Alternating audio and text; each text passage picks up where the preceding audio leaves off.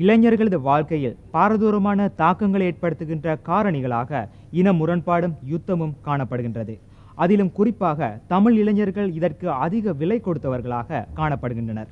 நிகழ்ச்சியில் அடுத்ததாக கொழும்பில் வசிக்கும் தமிழ் இளைஞர்களது கருத்துக்களை அவதானிக்க இருக்கின்றோம்.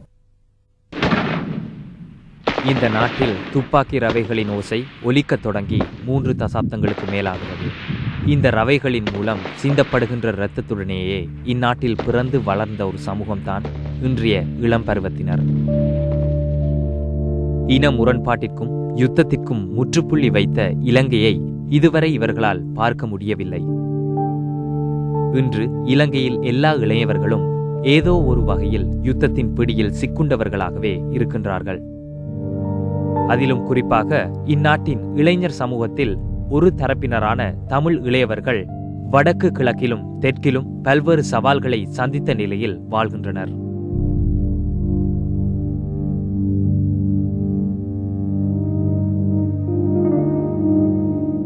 நான் பிறந்த இடம் வந்து மட்டக்களப்பு, படித்தது யூனிவர்சிட்டி வந்து ஜாஃப்னா. அதில் ரெண்டு வித்தியாசமான சூழ்நிலைகளில் நான் யுத்தத்தை எதிர்கொண்டேன். அதாவது நான் பிறந்திருந்த நேரம் வந்து அந்த காலகட்டத்தில் எல்லா பிள்ளைகளும் எதிர்நோக்கின ஒரு பிரச்சனை, அதாவது பெற்றோர்கள் காணாமல் போகிற அந்த பிரச்சனையை நான் எதிர்நோக்கினேன். அதால் வாழ்க்கையில் நடந்த நிறைய பிரச்சனைகள் அதெல்லாம் இந்த யுத்தத்தால் நான் அனுபவித்த கஷ்டங்கள். அதே நேரம் யாழ்ப்பாணத்துக்கு போன பொழுது அங்கே படிக்க முடியாமல் எத்தனையோ தடவையில் வந்து பல்கலைக்கழக கல்வியை தொடர முடியாத சந்தர்ப்பங்கள் இது. அதில் எல்லாம் யுத்தத்தில் அந்த பாதிப்பை நாங்கள் உணர்ந்து கொண்டோம். நிச்சயமாக பிரச்சனையாக எதிர்நோக்கிறோம்.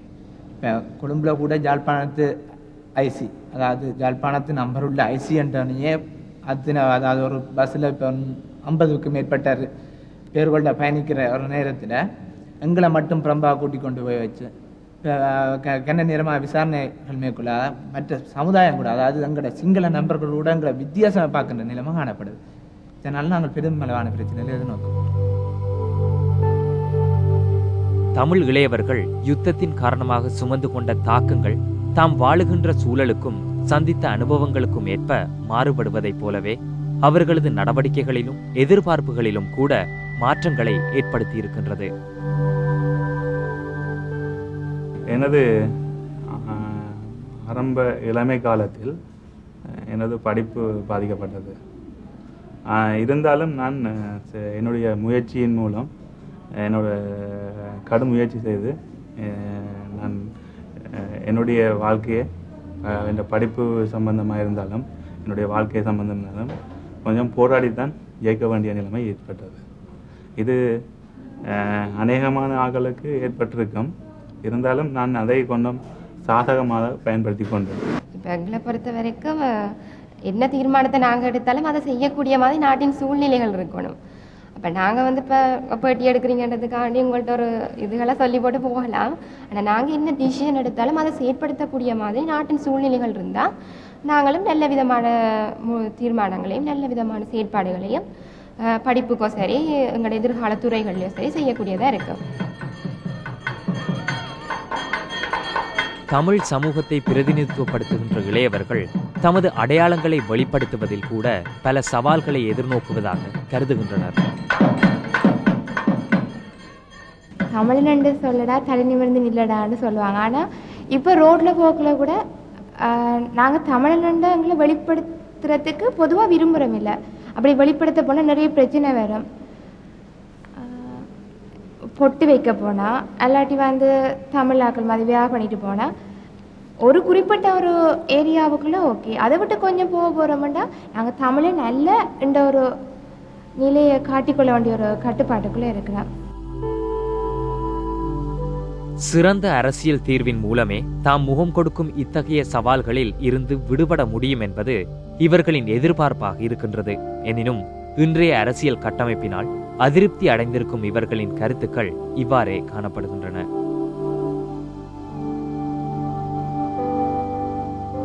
நிச்சயமாக குழம்பின குட்டையில் ஊர்ன மாட்டைகள் என்று சொல்லுவேன். அவர்கள் இருப்பது எந்த விதமான பெரிய யோசனையும் இல்லை. என்னை பொறுத்தவரையில் தமிழ் அரசியல்வாதிகளை பொறுத்தவரையில் வெறுமனே நாடாளுமன்றத்தை அலங்கரிப்பவர்களாகத்தான் அவர்கள் இருக்கிறார்களே தவிர சரியான உரிமை பற்றியோ எந்த விதமான தீர்வு பற்றியோ கதைப்பவர்களாகவோ அவர் இருப்பதாக எனக்கு தெரியவில்லை. 30 வருடமாக 60 வருடமாக இந்த பிரச்சனை நடந்த ஒன்றுக்கு எந்த தீர்வும் இல்லை. அரசியல் தீர்வை முன்வைக்கிறதுக்கு சிங்கள தரப்பு தயாராக இல்லை. ஆகவே தமிழ் மக்களுடைய மனதில் இருக்கிற ஒரு நிலப்பாடு கிழக்கு திமோரோ அல்லது கொசோவோ போன்ற ஒரு தீர்வு தான் நமக்கு நிரந்தர தீர்வாக அமையும், மற்றபடி எந்த ஒரு அரசியல் தீர்வும் நமக்கு நிரந்தரமானதாக இருக்காது என்ற ஒரு நிலைப்பாடு இருக்கு. அரசியல் ரீதியாக எடுக்கிற தீர்மானங்கள் சமாதான பேச்சுவார்த்தை எடுத்து முன்னெடுக்கிறாங்க, ஆனால் அதை தொடர்ந்து செயற்படுத்த முடியாமல் இருக்குது. அப்போ அரசியல் தலைவர்கள் சமாதான பேச்சுவார்த்தையை தொடர்ந்து செய்யக்கூடிய மாதிரியான ஒரு நிலைமையை உருவாக்கணும்.